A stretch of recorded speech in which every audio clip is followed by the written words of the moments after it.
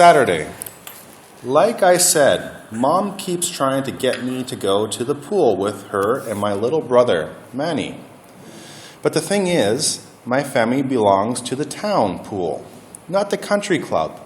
And once you've tasted the country club life, it's hard to go back to being an ordinary Joe at the town pool. Besides, last year I swore to myself that I would never go back to that place again. At the town pool, you have to go through the locker room before you can go swimming, and that means walking through the shower area, where grown men are soaping down right out in the open.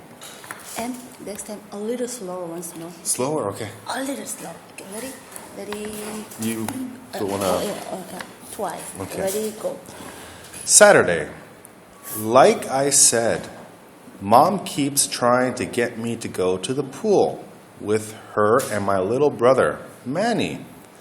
But the thing is, my family belongs to the town pool, not the country club. And once you've tasted the country club life, it's hard to go back to being an ordinary Joe at the town pool.